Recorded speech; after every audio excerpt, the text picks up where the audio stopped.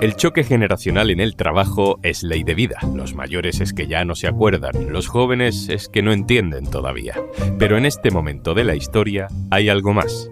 Están cambiando las prioridades, está cambiando la ambición. Soy Juan Luis Sánchez.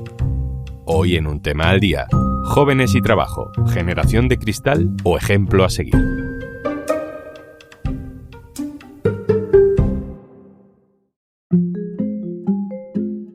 Jaime y Margarita acaban de entrar al mundo laboral, en ciudades distintas, en diferentes sectores, pero con sensaciones comunes. Hola, soy Margarita, tengo 24 años, soy del sexo de la ingeniería, sexo tecnológico. Los dos forman parte de lo que llamamos así muy mediáticamente la generación Z. Bueno, mi nombre es Jaime, tengo 23 años y me dedico actualmente al sector de la comunicación. Vivieron como niños una gran crisis económica a partir de 2008. Luego llegaron a la universidad y sucedió una pandemia. Ahora el mundo parece que vuelve a ser normal, pero tienen razones para no fiarse y aspiran a veces simplemente a un trabajo con sueldo digno y espacio suficiente para la vida personal. Creo que como muchos otros jóvenes de este país tenía una idea algo más optimista de lo que era el entorno laboral. Pensaba que tras acabar la carrera y especializarme un poco en lo que me gustaba, conseguiría un trabajo estable y con ciertas expectativas de crecer, ¿no?, en mi ámbito laboral. Así explicado, ¿quién no estaría de acuerdo? ¿Qué generación no pediría lo mismo? Ese choque entre lo esperado y lo real, en ocasiones puede generar cierta frustración y una sensación de incertidumbre que en los primeros años puede ser algo complicada, ¿no? Bueno, ¿quién no ha vivido de alguna manera esa crisis de los 25, ¿no? Llegar a la vida adulta y sentir esa frustración entre el ideal y la realidad, entre la ambición y la rutina. Y sin embargo, cada vez más analistas nos dicen, ojo no, en esta nueva generación es diferente. Hay una noción diferente del trabajo. Las empresas no lo están entendiendo. Ahora mismo, más que una sola cosa, busco un equilibrio entre varios factores. Evidentemente, es innegable que un sueldo digno es fundamental porque te permite tener una independencia y cierta tranquilidad, ¿no? Quizá en un inicio, y tenemos la suerte de contar con el apoyo económico de nuestros padres, nos orientamos más a la vocación, ¿no?, a soñar grande y a ser felices con lo que hacemos, que, ojo, no digo que no sea importante, pero también le doy cada vez más importancia a otros aspectos como la estabilidad o el tiempo libre, ¿no?, que tener. Ahora mismo que me lo puedo permitir porque no tengo personas a mi cargo, no tengo una familia que mantener, es ganar experiencia. Yo quiero un sueldo de eso que me permita mantenerme a mí sola, que tampoco pido mucho, poder ahorrar y no tener que privarme de hacer ciertas cosas. Como yo puedo hacer eso, un viaje, un plan entre amigos o lo que sea. Y eso, es que tampoco es tanto. Un buen horario. Esta es una sensación, una conversación que llevo teniendo ya muchos años con jefes que tienen a bastante gente joven a su cargo. He sacado el tema incluso cuando viajo, por si es un fenómeno completamente español, por la historia generacional, política, económica de España. La conclusión rápida es que no. Se está produciendo a nivel global un choque de generaciones. Y no estamos hablando de trabajadores jóvenes contra jefes mayores. Ese choque de clase ha existido siempre y seguirá existiendo. Estamos hablando de algo más. Estamos hablando de que los jóvenes de hoy no conciben el trabajo de la misma manera que los jóvenes de hace 20 o 30 años. Pero acudamos a los expertos para transformar esta charla entre amigos en algo más académico. Le preguntamos a Aida Cabello, investigadora de la Universidad de Málaga y que se dedica a analizar cómo la juventud se relaciona con el mercado de trabajo. Hola Juanlu. En nuestras investigaciones observamos que se ha producido un gran cambio de mentalidad en la juventud actual si la comparamos con las generaciones anteriores. Principalmente porque ha dejado de entender el trabajo como el eje central de la vida para verlo simplemente como un medio para lograr un fin, trabajar para poder vivir y no al revés. Es cada vez más común ver cómo jóvenes rechazan un ascenso. Pues cuando se les ofrece este tipo de puestos intermedios que exigen una mayor responsabilidad a cambio de prácticamente 150 o 200 euros netos más al mes, Ellos hacen un cálculo coste-beneficio y ven que asumirlo no les compensa si tienen que sacrificar su salud mental y su tiempo libre. Suponen tener que responder llamadas o correos electrónicos durante los fines de semana, llevarse los problemas de la oficina a la casa y pasar menos tiempo con su pareja o con su familia. Algo similar ocurre también con la barrera de las 40 horas semanales. Antes estaba normalizado quedarse en la oficina hasta que el jefe se fuera o echar horas extras aunque no fuesen pagadas para demostrar compromiso a la empresa. Para sus padres o incluso sus abuelos, rechazar una oportunidad así habría sido algo impensable, ya que en su época cualquier ascenso pues, se entendía como un paso seguro y sobre todo obligatorio hacia la estabilidad vital, porque para muchos estos actos se identifican como una falta de ambición o incluso de vagueza por parte de la juventud. Y por eso muchas veces piensan que los jóvenes lo quieren todo fácil, porque ellos fueron educados en una cultura donde el esfuerzo personal se medía principalmente por las horas que pasaba sentado en una silla. Esto no ocurre porque los jóvenes de ahora sean más vagos o trabajen menos, porque de hecho estamos ante una de las generaciones más cualificadas de la historia y con muchos más sisis, si estudian y si trabajan, que ninis. Hoy la juventud ve que a pesar de ese esfuerzo desmedido, la vivienda pues seguirá siendo inalcanzable y el futuro lo ven totalmente incierto, y por eso deciden retirar esa lealtad incondicional a la empresa. Es cierto que se mueven en un contexto mucho más precario que el de sus antepasados, por lo que deciden priorizar su bienestar en el presente, buscando que el trabajo encaje en su vida y no al revés.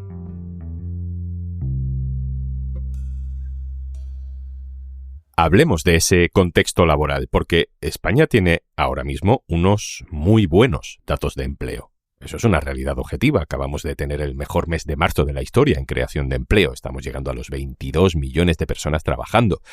Y a pesar de esos datos, también es una realidad que muchos jóvenes sienten que esa fiesta no es para ellos. Le he pedido a mi compañera Laura Olías, experta en información laboral en eldiario.es, que nos haga una foto de esa situación. Hola Juanlu. Sí, los jóvenes siguen enfrentando importantes retos en el mercado laboral. Puede que el principal sea precisamente acceder a este mercado de trabajo, ¿no? Conseguir empleo, porque tenemos una tasa de paro elevada, la más alta de la UE, entre menores de 25 años, situada en el 23,5%. Estamos hablando de que es más del doble de la tasa de paro, la media del conjunto de trabajadores, que están en algo menos del 10%. Pero hay que decir algo, y es que los jóvenes son uno de los colectivos que más está mejorando sus condiciones laborales en los últimos años, en varios ámbitos. Si miramos desde 2019, antes de la pandemia, la tasa de paro se ha rebajado en algo menos de 4 puntos, de manera general. Bueno, pues la caída en las franjas de edad de menores de 30 años va de los 6 puntos a los 13 puntos menos de paro. Es mucho más elevada. ¿Qué pasa? Que partíamos de datos catastróficos en la pasada crisis financiera, que llegamos a tener más de la mitad de los jóvenes menores de 25 años en paro. Otro de los elementos tal vez más importantes o que más mella creo que producen en los jóvenes es los bajos salarios. España en general es un país de bajas remuneraciones, pero esto se agudiza con los jóvenes. Una vez, me acuerdo en una rueda de prensa lo llamaban, es como la mili, ¿no? Hacer la mili, que das por hecho que cuando eres joven pues hay que pasar por aquí, ¿no? Por estas malas condiciones de trabajo. Bueno, pues no. Esto combinado al alto coste de la vivienda, pues claro, es una bomba explosiva y un foco de malestar brutal. La vida ha cambiado no solo en lo laboral. Hay gente que ha crecido acostumbrada a la validación constante en redes sociales, al protagonismo permanente individual a corto plazo, que además te da una identidad pública muy pronto, en una esfera donde todas tus acciones tienen un efecto inmediato. Una empresa es algo más gris, algo más colectivo, que no te valida cada día, con poca dopamina, que a veces es injusta y que te habla de reconocimientos a largo plazo. A lo mejor, no sé, como no te corresponde tampoco con unos sueldos increíbles, pues te lo valoran como una palmadita en la espalda bien trabajada. Sobre todo yo creo que hay momentos de desmotivación cuando sientes que tu esfuerzo no da resultado.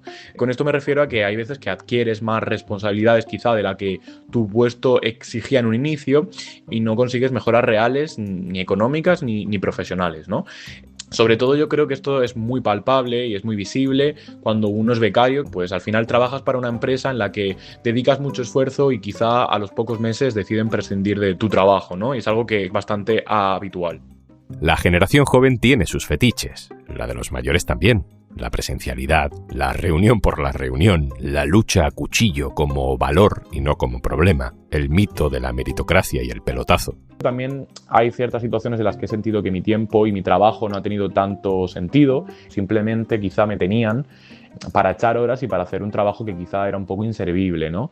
O al menos eso consideraba yo. Muchas veces que yo creo que en España hay una cultura de echar horas por echar más que de ser eficiente. Entonces, bueno, yo creo que hay veces que alargamos la jornada sin una necesidad real de hacer un trabajo necesario. Eso también da un sentimiento en ocasiones de que se prioriza aparentar un trabajo frente a hacerlo bien o frente a realmente hacer algo útil. Vamos a añadir una última voz a todo esto. Saludo a Beatriz Martín Padura. Hola, Beatriz. Hola, Juanlo. Beatriz Martín Padura es la directora general de FAD Juventud. Beatriz, vosotros, entre otras muchas cosas, colaboráis con grandes empresas para ayudarles a entender un poco la juventud. ¿Qué les contáis sobre este tema? Bueno, nosotros hemos hecho un análisis y hemos visto que efectivamente hay diferencias significativas en cómo perciben el trabajo y la conciliación familiar, cómo ven su vida. Creemos que efectivamente estas generaciones están viendo que es absolutamente necesario que haya un mayor equilibrio entre esas dos partes. También hay factores estructurales, como puede ser pues, la precariedad laboral o la dificultad para emanciparse, el coste de la vivienda, lo que cuesta encontrar el primer empleo, etcétera, que hace también que se plantee la seguridad, las trayectorias y las posibilidades de otra manera, como que es más necesario, ¿no?, encontrar algo más seguro para poder arrancar sus proyectos vitales. Y luego también hay otra diferencia que nosotros vemos bastante significativa es con respecto al éxito, ¿no?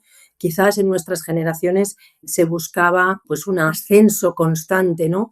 Y esto de alguna manera se ha roto la expectativa de que eso puede ser así.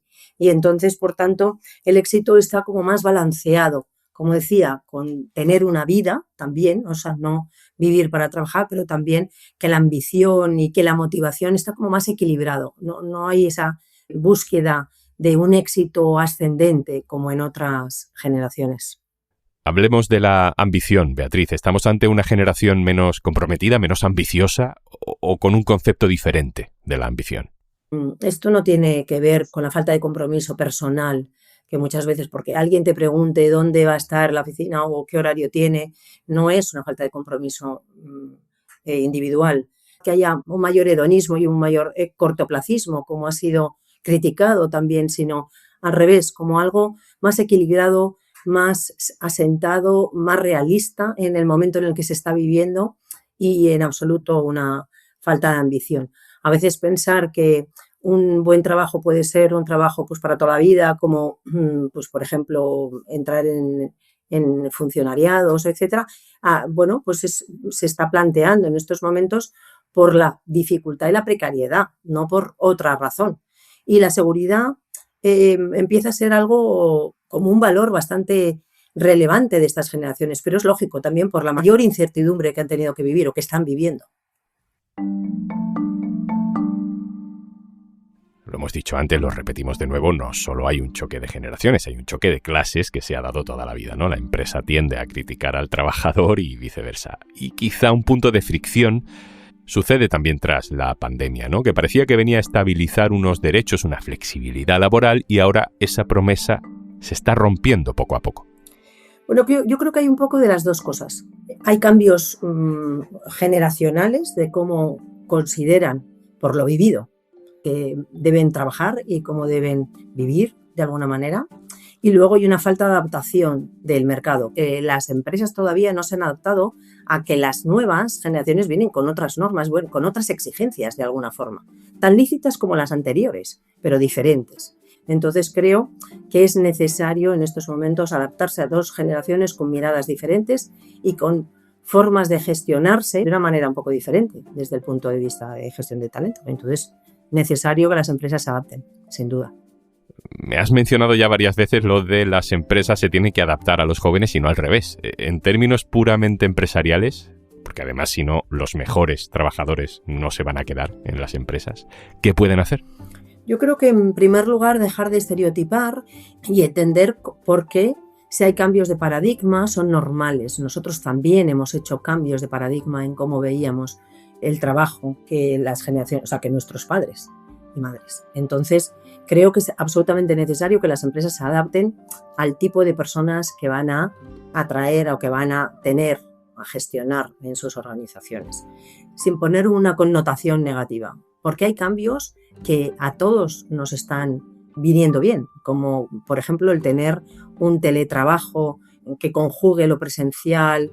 Como digo, el tema de conciliación es un tema delicado. En general, yo soy boomer y efectivamente tuve que adaptarme también a estos momentos.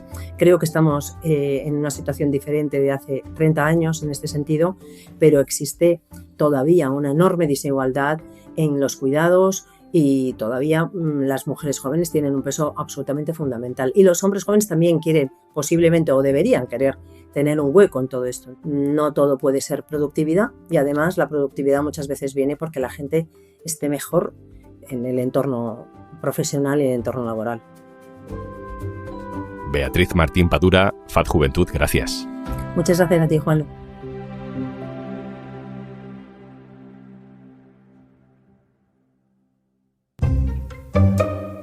Esto es Un Tema al Día, el podcast del diario.es. Si te gusta lo que hacemos, necesitamos tu apoyo. Hazte socio, hazte socia en eldiario.es/Un Socio al Día. El capítulo de hoy cuenta con la producción de María del Peso. Este podcast lo producen Carmen Ibáñez, Marcos García Santonja, Lucía Martín e Izaskun Pérez. El montaje es de Pedro Nogales. Yo soy Juan Luis Sánchez. Mañana, otro tema.